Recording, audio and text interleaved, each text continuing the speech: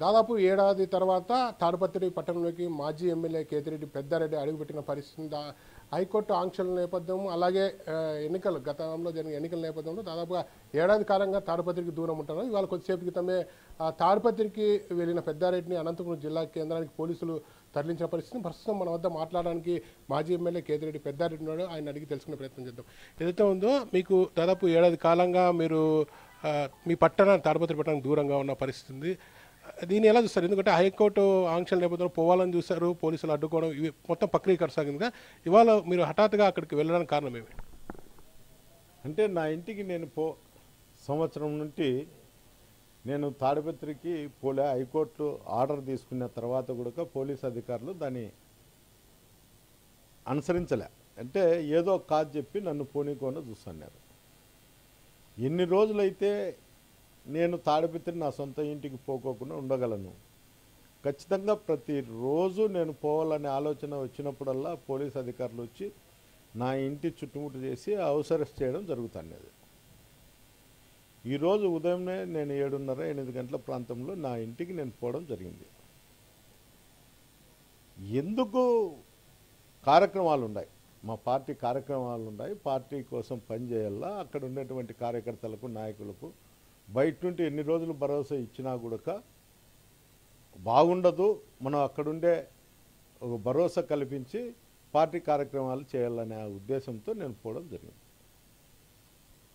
అక్కడికి పోయిన 3/4 గంట లోపలనే, అర్ధగంట 3/4 గంట లోపలే పోలీసులు రావడము, నన్ను బలవంతాలు చేయడము, నేను దాన్ని ధిక్కరించడము, బలవంతంగా కిందికి తీసుకొచ్చి వెహికల్ ఎక్కించుకొని తీసుకురావడం జరిగింది. దీనికంతా ముఖ్య ఉద్దేశం ఏమంటే పోలీస్ వ్యవస్థ నిర్వీర్యం అయిపోయింది. పై అధికారులు చెప్పినా కూడా లోకల్లో ఉండే అధికారులు చేసే పరిస్థితి కూడా లేదు. అతను ప్రతిసారి చెప్తాడు, చేతనైతే రమ్మనండి,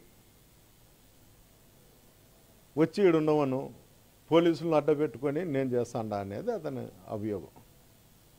నేను ఇప్పుడు కూడా చెప్తాను ప్రభాకర్ రెడ్డికి, నీ చేతనైతే, నీకు ధైర్యం ఉందని చెప్తాడావు కదా, ఎస్పీ దగ్గరకు వచ్చి ఎక్స్ఎమ్మెల్యేని పంపించండి, ఏమీ కాదని నువ్వు చెప్పు, నీ చేతనైతే నువ్వు అడ్డుకో. ప్రధానంగా ఏదైతే చెప్తున్నారో మీరు పోలీసుల పైన కూడా హైకోర్టులో పిటిషన్ వేసింది పరిస్థితి ఉంది. కొన్ని రోజుల కింద పిటిషన్ కూడా వేశారు. ఏమని వేశారు పిటిషన్? అంటే నన్ను మళ్ళా పెడతలే, నేను వేసినది ఏమంటే నన్ను తాడిపత్రికి పోనీకోకుండా హైకోర్టు ఆర్డర్ ఇచ్చినా కూడా దానిపైన వాళ్ళు సరైన సమాధానం లేదు, నేను పోయేదానికి వాళ్ళు అడ్డం వేస్తున్నారు. దీనిపైన ఎస్పీ గారి మీద నేను లోకల్ సిఐ మీద కూడా వేయడం జరిగింది. అంటే నాకు ఆర్డర్లో కూడా ఎస్పీను లోకల్ సిఐని మాట్లాడమని చెప్పడం జరిగింది. వాళ్ళకి మెసేజ్ ఇచ్చి నువ్వు పొమ్మని ఆ ఆదేశాల ప్రకారం ఉండాలి. ఏది ఏమైనా కూడా నేను తాడిపత్రికి పోయి అక్కడ రాజకీయాలు చేయాల్సిన పరిస్థితి ఎంతైనా ఉంది. ఇప్పటికే మీరు తాడిపత్రిలోని చాలా మండలాలు తిరుగుతున్నారు, పార్టీ కార్యక్రమాలు కూడా చేస్తున్న పరిస్థితి ఉంది కదా. అంటే మిగిలిన మండలాలు యథేచ్ఛగా తిరుగుతున్నారు కదా, పోలీసులు చెప్పకపోయినా? తిరుగుతాండ, మిగతా పల్లెలకు తిరుగుతాండ, కానీ పార్టీ ప్రోగ్రాం చేసినప్పుడు పోలీసు అధికారులు నిలబెడతారు. అంటే నేను తిరిగేది కూడా పెళ్ళిళ్ళు, ఎవరైనా చనిపోయినా, ఆరోగ్యం బాగాలేకపోయినా దానిపైన తిరుగుతాండ. ప్రభాకర్ రెడ్డి పదేగా నువ్వు రా అని రెచ్చగొట్టడము, వాళ్ళ దగ్గర ఉండి అనుచరులతో మాట్లాడడము, ఇది చేస్తున్నారు. చాలామంది మా కార్యకర్తలు కూడా ఏం చెప్తారంటే, ఏం దినము వాళ్ళు రెచ్చగొట్టడం, మనం రాకుండా పోవడము, ఏమంటే పోలీసు అధికారులు మనం వినాలా, లాండ్ ఆర్డర్ గౌరవించాలా అనే దానిపైన ఇన్ని రోజులు ఉన్నాము.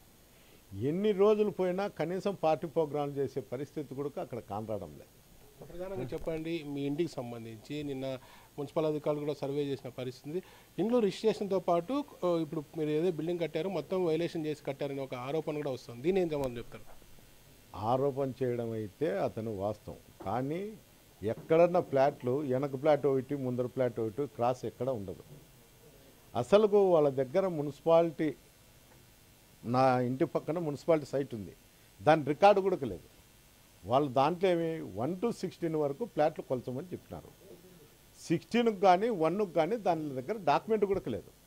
వాళ్ళు ఏం చెప్తారంటే మిగతా ఫ్లాట్లకన్నీ ఎంత ఉందో ఆ 16ది 1 వేసి నీది కొలుస్తున్నాము అని చెప్తారు. వాళ్ళ దగ్గర డాక్యుమెంట్లు లేకపోతే వాళ్ళ స్థలానికి, నాకుండేటువంటి స్థలం పైన వాళ్ళ ఉద్దేశపూర్వకంగా కొలచడం జరుగుతుంది. ఎట్లా కొలిచినా నా డాక్యుమెంట్ ప్రకారం నా ఇండ్లు నా పరిధిలోనే ఉంది.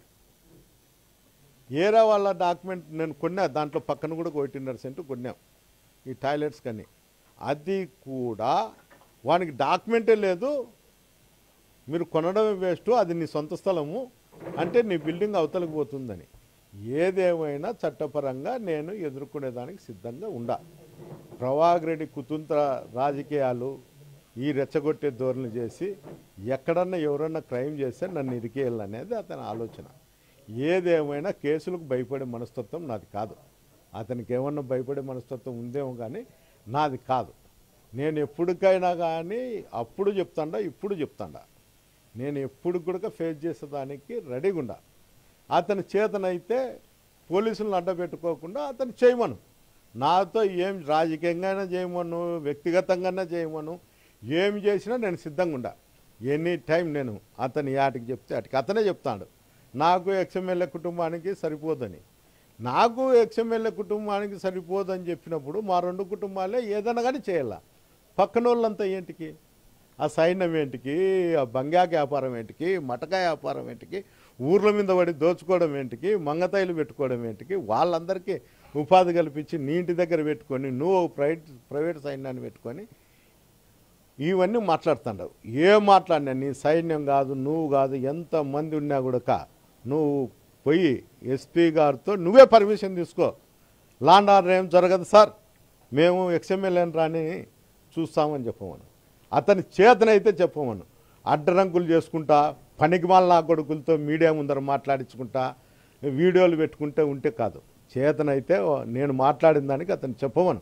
ఈరోజు చెప్తాండా, రేపు చెప్తా, మన్నాడు చెప్తా. అతను ఏంటికైనా కానీ కట్టుబడి ఉండమను.